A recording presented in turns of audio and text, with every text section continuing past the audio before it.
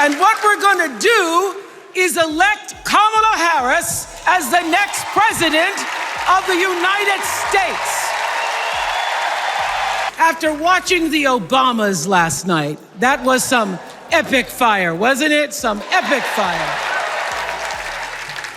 We're now so fired up, we can't wait to leave here and do something as a nation of us against them. People who want to scare you, who want to rule you, people who'd have you believe that books are dangerous and assault rifles are safe. Did you hear about Oprah's latest roast? She just burned Trump so bad he might need to build a wall around his ego to recover. Seriously, folks, Oprah went all out on the Donald. She reminded him of a letter she wrote back in 2000 suggesting they'd make a great team. Turns out Trump's idea of teamwork is more like me, myself, and I. Classic Trump, am I right? Before we move on, I'd like to ask you a small favor. If you appreciate this content, please take a second to like this video and subscribe to the channel. Over 98% of you watch the videos without subscribing. It costs you nothing, but it makes a huge difference to us. So, did you click the subscribe button? Great. Thank you so much. Now, back to the video. But here's the thing. When we stand together, it is impossible to conquer us. He said, no matter what ship our ancestors arrived on, we are all in the same boat now. That there's a right way to worship and a wrong way to love. People who seek first to divide and then to conquer. But more often than not, what I've witnessed and experienced are human beings, both conservative and liberal, who may not agree with each other, but who'd still help you in a heartbeat if you were in trouble. Well, folks, it looks like Oprah Winfrey isn't just handing out free cars anymore. She's dishing out some serious burns, and the target, none other than our favorite orange-tinted reality TV star turned president, Donald Trump. Remember when Oprah and Trump were buddies? Yeah, neither do we. But apparently, there was a time when these two were thick as thieves. Oprah dug up an old letter she wrote to Trump back in 2000, probably from the same drawer where she keeps her unused gym membership cards. In this blast from the past, she wrote, "Too bad we're not running for office, what a team. Oh, how times have changed." But Oprah didn't stop at just reminiscing about the good old days. No sir, she went full-on roast mode. It was like watching a comedy special, but with more political bite and less chance of Trump tweeting about it during the commercial break. Oprah threw some serious shade at Trump's idea of teamwork. Spoiler alert, it's not exactly a group effort. She quipped, "Little did I know he'd go on to prove my point that teamwork isn't exactly his strong suit." He also claimed Oprah looked embarrassed, but he did concede Oprah had him and his family on her show back in February.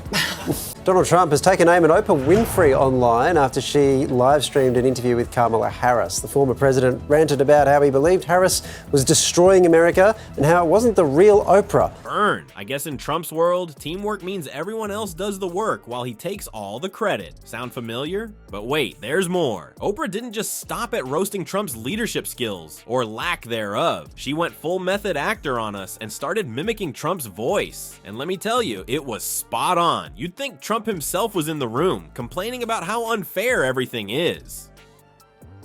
Oprah, doing her best Trump impression, whined. They shouldn't have done that, it was unfair. This was in response to Fox News airing clips of her at a Kamala Harris campaign event. I guess even Fox News isn't safe from Trump's tantrums anymore. Who knew? But the real kicker? Oprah dropped the mic with a killer line about Trump's ego. She said, if Michelangelo were designing statues for Donald, he'd need extra marble not for the hands, but for the pedestal beneath them. Ouch. Turns out Trump's skin is thinner than his hair, and his ego is bigger than both combined. As the laughter died down, you could almost hear Trump's tweets being furiously typed. I bet his tiny fingers were working overtime on that one. Trump's tiny fingers may have been working overtime, but Oprah was just warming up.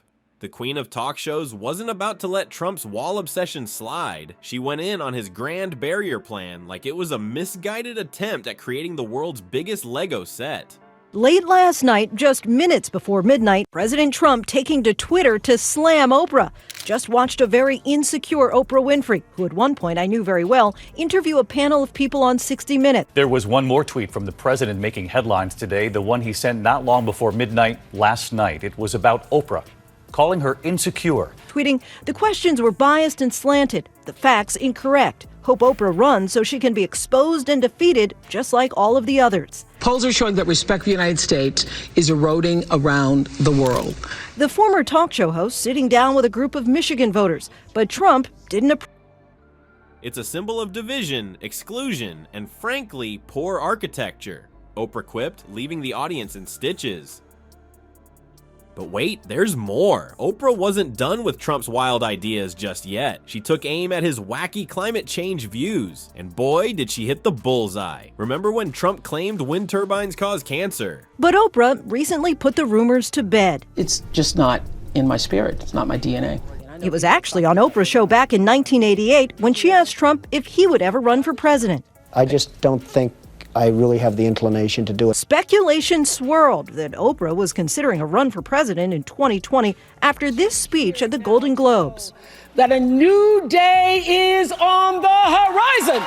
Yeah, Oprah remembers too, and she wasn't about to let that gem slip by unnoticed. In true Oprah style, she delivered a zinger that had everyone rolling. It's almost as if he believes science exists solely to ruin his golf courses, she joked. Talk about a hole-in-one. I mean, who knew the fate of the planet rested on Trump's putting green? Apparently in Trump's world, climate change is only a problem when it messes with his tea time. But Oprah wasn't done schooling Trump on the finer points of science and reality. She tackled his wall obsession head on, pointing out the sheer ridiculousness of it all.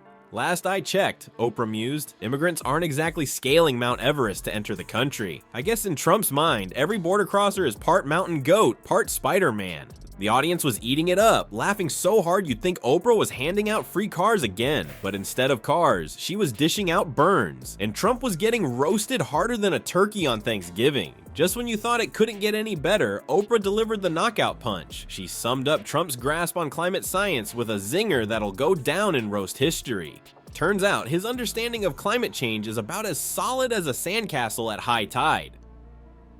Boom, there it is, folks. Trump's scientific expertise reduced to a pile of wet sand. Well, folks, it looks like Oprah's roast of Trump has left the country more divided than a pizza at a vegan convention. Some of Trump's loyal followers are throwing a hissy fit, claiming Oprah's just another celebrity trying to split the nation.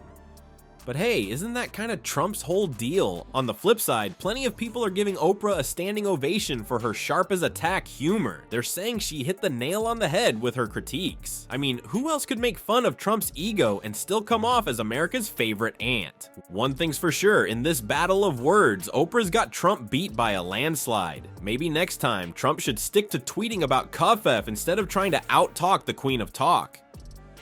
Oh, and Trump, if you're reading this, maybe consider hiring Oprah as your comedy coach. Lord knows you could use a few pointers on how to actually be funny.